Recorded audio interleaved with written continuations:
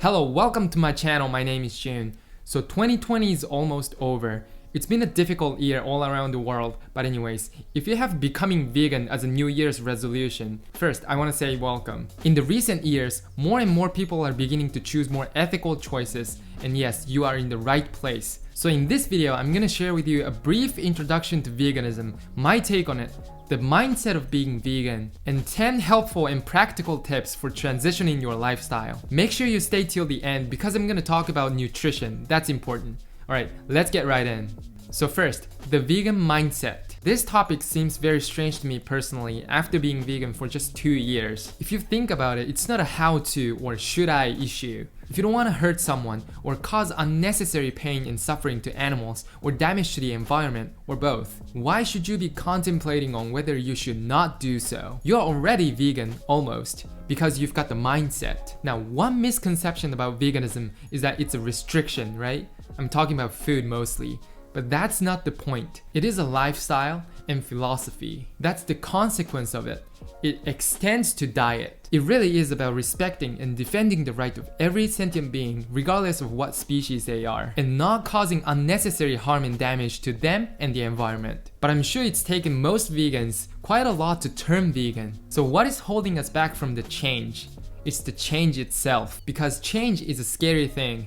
Our brains are literally programmed to fear change and unusuality. You might be thinking, what if I mess up? What if I fail?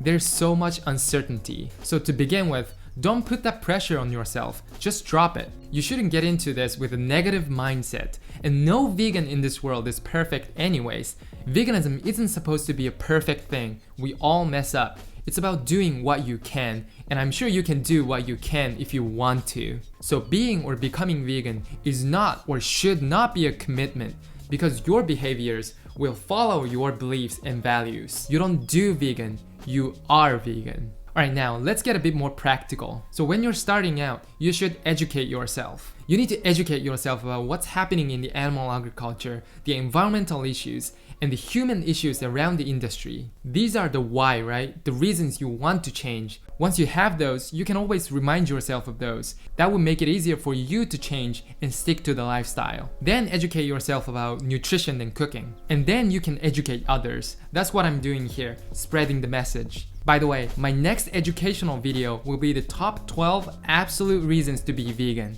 I challenge you, since you're here, to subscribe to my channel and watch that video. If it doesn't resonate with you at all, you can just unsubscribe. If it does, we can connect. I will help you personally however I can. If you haven't educated yourself yet, watching documentaries is the fastest way. I recommend Dominion and Earthlings to learn about the truth, the animal cruelty, Cowspiracy for the environmental issues, and What the Health and the Game Changers to learn about the health side. Now the problem, food. What can you eat and what can you not eat? I swear I cannot recall the last time I had a full salad meal, or unseasoned tofu, or smoothie bowl, or even a fruit. I really can't. A plant-based diet is so different and so much better and exciting than the image of it the general public has. If you miss meat and cheese, just go ahead and get meat alternatives once in a while. Now we are approaching 2021. Being vegan has never been easier. You just don't realize how many of those there are, especially in countries like the US, the UK, and Australia. You've got plant-based burgers, pizza, chicken nuggets, ice cream, cake, you name it. They might not satisfy you. Oh, vegan ice cream, by the way. You just cannot tell a single difference between a real one and a dairy-free one. You can also veganize your favorite foods. Again, veganism is never a restriction. You can replace cow's milk with any plant milk. You've got soy, almond, cashew, hazelnut, coconut, and oat milk. You can go from honey to maple syrup, from chicken to cauliflower or sauteed mushrooms, from beef patties to black beans or the Impossible or Beyond burgers, pulled pork to pulled jackfruit, from fish to toefish. If you bake, use chia seeds or applesauce instead of eggs, coconut cream instead of dairy whipped cream. You don't lose anything, you actually gain so much. Because oftentimes your diet will be cheaper and healthier with zero cholesterol and lower in calories. One advice, learn how to use and cook tofu in different ways and take advantage of textured vegetable protein, or TVP.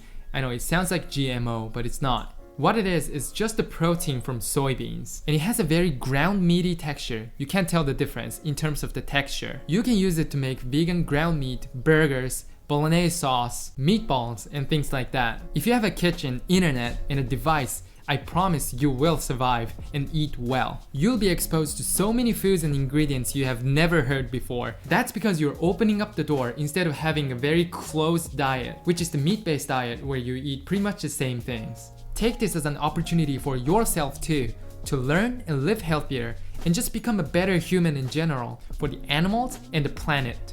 What about when you eat out with your friends and family? That's when it gets tricky, right? I feel you. I still feel awkward when I eat out with new people. There are times when you have to just get French fries. That was me last night. But most times, you can ask for replacements. For example, at a Mexican restaurant, instead of cheese or queso, get guacamole instead. When you eat out, you can use apps like Happy Cow. It tells you where vegan or vegetarian restaurants are located near you and all the vegan options you have. This is global, so I always use it when I travel. It's really helpful. Now, let's talk about nutrition. But before that, if you're getting some value out of this video, please hit the like and tell me why you are changing. Alright, nutrition. Should you be concerned about it?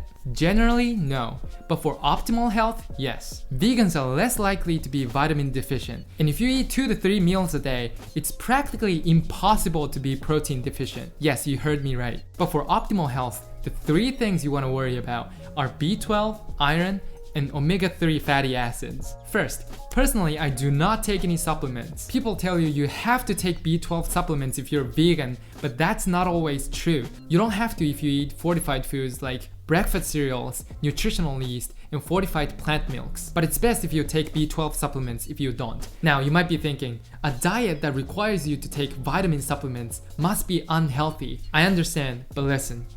B12 is found in soil, and cows eat grass with the dirt on it, and that's how they get B12. But in animal farming today, that's not how cows eat. Those farmed animals are fed B12 supplements. In fact, 90% of the world's B12 supplements are sold to animal farmers. So the animal is just the middleman. I know you don't like the capsules and stuff, but why would you filter a supplement through someone else's body instead of just taking it directly? Same thing with protein. Plant protein is actually better for our bodies. But again, it is recommended that you eat B12 fortified foods and B12 supplements. And this is not just a vegan issue, right? Everyone, in fact, should take vitamin D supplements. But please, don't eat dirt for B12.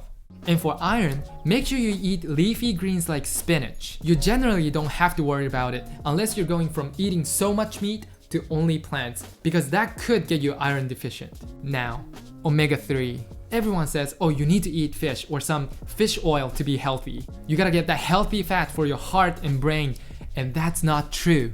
Now we're talking about the fatty acids EPA and DHA, and fish do not produce those within their bodies. They get those by eating things like plankton and algae. So again, the fish is just the middleman, so just cut it out. You can eat chia seeds, flax seeds, and walnuts, which contain a lot of ALA, which is another omega-3 fatty acids. And our body converts the ALA and produces EPA and DHA. So there's absolutely no need to eat fish or take fish oil supplements to be healthy. If you really want the EPA and DHA directly, you can just swap to algae oil supplements. To ensure you're hitting your calorie and nutrient goals daily, you can use apps like Daily Dozen. For products like shampoos and cosmetics, just find the cruelty-free labels or logos. When you buy clothes, just check the materials. It's so simple. Next, stock your pantry with vegan snacks, preferably healthy ones. In the beginning of eating only plants, chances are you'll be hungry all the time. And that's because plant foods simply cannot offer the same amount of calories as meat, eggs, and dairy products do. So tell yourself that it's okay to eat more. You'll in fact have to until your body slowly adjusts to the new diet.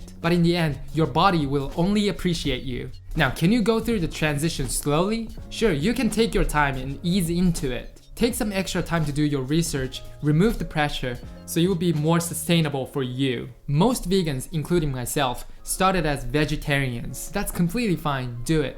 But one thing I want to address is that that's an unnecessary step. Don't let vegetarianism keep you one step away from becoming a vegan. Vegetarianism and veganism are two different things. Is your body gonna react so strangely if you switch your diet so suddenly? Well, the optimal amount of animal products in your diet is 0. If you think about it, it's such a strange idea to have to drink another species' growth hormone or liquid. Or it's getting dark. So finally, the final tip.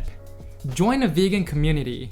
I don't want to use the word join really. What I mean by that is just communicate with other vegans, and not just vegans, but people in general that share the same values, whether that's animal rights or environment or health. If you don't have any vegan friends or family member, you've got social media if you use it. Connect with people. It's never vegans versus non-vegans, but having an ally will really help you and you won't feel lonely. If you ever feel lonely, just tell and remind yourself that you are standing in the right side of history. That is all from me. I'm going to be sharing various educational content on veganism, Q&As, and discussions on ethics, environment, and human issues around the animal agriculture industry. And I make plant-based cooking videos 3 times a week. So if you're interested in those, and again, the 12 absolute top reasons to be vegan, make sure you subscribe to my channel and hit the notification bell. Thank you so much for watching, and stay tuned for more content. Happy New Year!